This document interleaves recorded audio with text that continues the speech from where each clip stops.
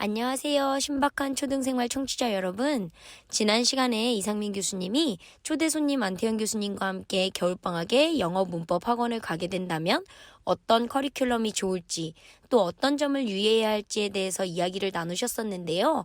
오늘은 저와 장은비 선생님이 초등학교 현장의 관점에서 영어 문법 공부에 대해서 이야기를 나누어 볼까 합니다. 선생님 안녕하세요. 한국의 영어 학습 하면 대부분의 학부모님들이 문법을 제일 먼저 떠올리실 것 같아요. 선생님은 한국에서도 영어를 배우셨었고 또 외국에서도 오래 생활하시면서 영어를 배우셨잖아요. 그래서 선생님의 문법에 대한 생각은 어떨지 궁금해요. 초등학생 때부터 문법을 정말 배울 필요가 있다고 생각하시나요? 네, 안녕하세요. 저는 초등학생 때부터 문법 수업을 시작하는 것이 필요하다고 생각해요. 언어마다 규칙이라는 게 있고, 그 규칙은 언어를 직접 사용하다 보면 자연스럽게 습득이 되잖아요. 근데 우리는 영어가 마더텅이 아니기 때문에 영어 규칙을 국어처럼 생활 환경 속에서 자연스럽게 습득하는 건 좀 어려운 것 같아요. 문법 수업을 통해 규칙을 배워놓으면 영어를 접하는 것 자체의 부담을 훨씬 덜 느낄 것 같아요. 또 한국에서 영어 학습하는 걸 생각해 보았을 때 영어에 많이 노출되어서 영어 문장이 자연스럽게 익혀졌다 할지라도 당연해 보이는 문장이 어떤 규칙으로 옳은 문장이라 말할 수 있는지 설명할 수 있어야 하더라고요. 그러한 점을 생각해 보았을 때 문법 수업은 필요하다고 생각합니다. 네, 저도 선생님 말씀에 동의해요. 문법은 정말 필요하다고 생각합니다. 지난번 안태현 교수님께서 말씀하셨던 것처럼 의사소통 중심 영어가 강조되면서 문법 관련 용어들을 예전만큼 교과서에서 보기 어려운 건 사실이에요. 하지만 사실 초등학교를 졸업하고 중학생이 된 아이들을 보면 학교들이 자유학년제를 선택하면서 중간고사, 기말고사 대신 수행평가로 대체평가를 하고 있거든요. 근데 그 수행평가의 내용이 어떤 특정 문법을 활용해서 에세이 써보기, 예를 들면 뭐 관계대명사가 들어간 문장이나 아니면 비동사가 들어간 문장 등을 활용해서 15문장의 에세이를 쓰시오. 뭐 이런 문제들이 많이 나오거든요. 그리고 교과서 외에 또 선생님들이 별도로 나누어 주시는 프린트 있잖아요. 거기에도 여전히 문법 용어들이 많이 나오고 있어요. 초등학습이 중등학습으로 연계되는 만큼 문법 수업은 필요하다고 생각을 해요.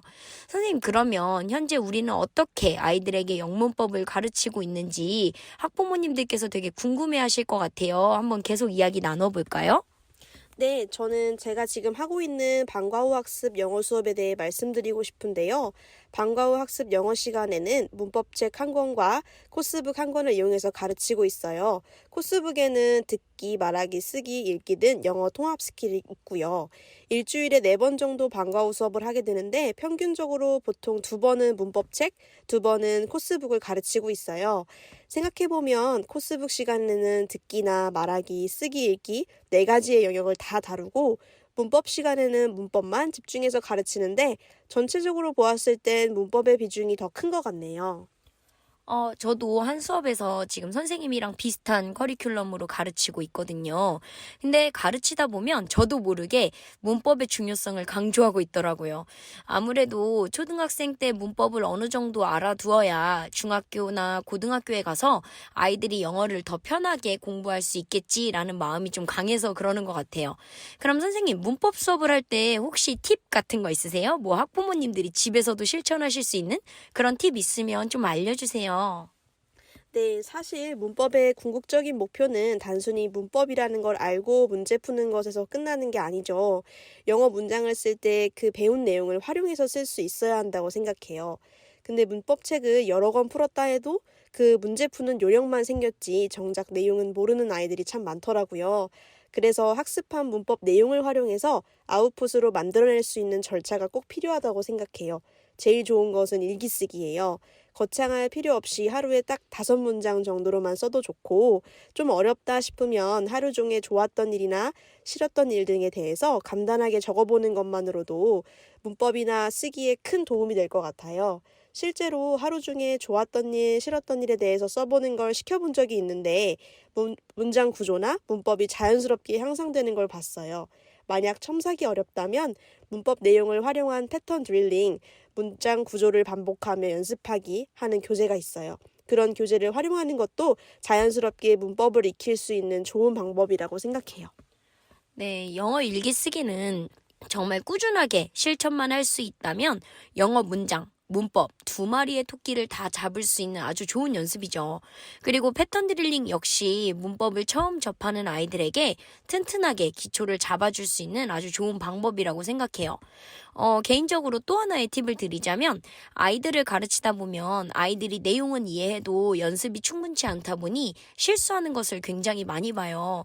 그래서 제가 가르치는 아이들은 모두 다 알고 있는 사실인데 저는 문제 중에 틀린 부분 찾기 뭐 이런 문제가 나오면 어느 부분이 틀렸는지 정확하게 쓰는 것까지 해야 정답으로 인정하거든요.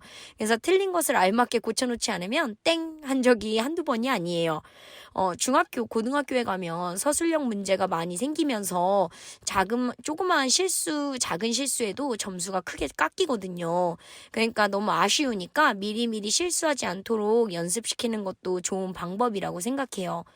또 문법을 처음 접할 때 문법을 마냥 어려워하기만 한다면 아이들에게 제일 잘 통하는 방법은 뭐니 뭐니 해도 게임이죠. 제가 종종 하기도 하고 또 가정에서 쉽게 하실 수 있는 게임은 빠르게 문장 만들기 게임인데요. A4 용지를 반 정도로 잘라요.